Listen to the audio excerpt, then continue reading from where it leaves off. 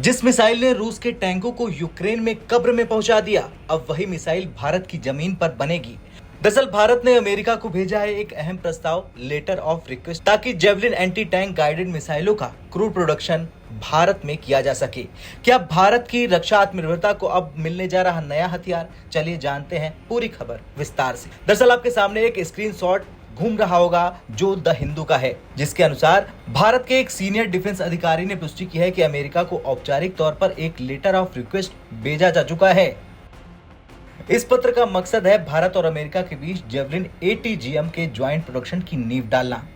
दरअसल make in India और आत्मनिर्भर भारत को बढ़ावा देने की दिशा में ये एक बड़ा कदम माना जा रहा। अगर डील फाइनल हो जाती है तो भारत में अमेरिका की टेक्नोलॉजी से इन एडवांस मिसाइलों का निर्माण होगा। ऐसे में जानते हैं कि जेवलिन ATGM क्या है। दरअसल ये अमेरिका की सबसे बड़ी advance third generation fire and forget ATGM है। इसे अमेरिकी कंपनियां लॉकहीड मार्टिन और रेथोन ने मिलकर बनाया है। इसका वजन 22 किलो, लंबाई 1.1 मीटर, इसकी रेंज 65 मीटर से लेकर 2.5 किलोमीटर और नए वर्जन में 4 किलोमीटर तक है। इसकी स्पीड सबसोनिक और मैक 1 की गति है। इसकी सबसे बड़ी खूबी है फायर एंड फॉरगेट टेक्नोलॉजी, यानी एक बार टारगेट लॉक हो गया तो ऑपरेटर को रुकने की जरूरत नहीं है।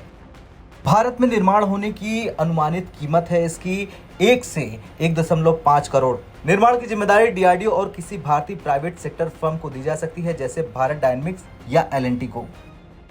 बता दें कि रूस यूक्रेन युद्ध में इस मिसाइल ने पूरी दुनिया का ध्यान खींचा। अमेरिका ने हजारों जेवलिन मिसाइलें यूक्रेन पर भेजी। यूक्रेनी सैनिकों ने रूसी टैंकों को छिपकर निशाना बनाया। इसकी टॉप अटैक कैपेबिलिटी ने रूसी टैंकों की कमजोर छतों को तबाह कर दिया। नतीजा ये रहा कि रूस को कई मोर्चों से अपने टैंक हटाने पड़े। अब सवाल यह है कि आखिर भारत को क्यों चाहिए ये खतरनाक ATGM? दरअसल भारतीय सेना विशेष रूप से दुर्गम और पहाड़ी इलाकों जैसे कि लद्दाख, अरुणाचल और जम्मू कश्मीर में तैनात जवानों के लिए ऐसे हथियार चाहती है जो हल्के हों, 1-2 सैनिक ही चला सके, वाहन के बिना इस्तेमाल हो सके और हर मौसम और हर इलाके में काम करे। और ये खतरनाक हथियार इन सभी मानकों पर खरा उतरता है। ये पहला मौका नहीं है जब भारत और अमेरिका मिलकर रक्षा उत्पादन की दिशा में बढ़ रहे हैं। पहले की डील जैसे कि GE F414 जेट इंजन का भारत में को प्रोडक्शन, MQ-9 रीपर ड्रोन्स की खरीद और स्ट्राइकर व्हीकल पर बातचीत, लेकिन अब जेवलिन मिसाइल को भी इस लिस्ट में शामिल किया जा सकता है।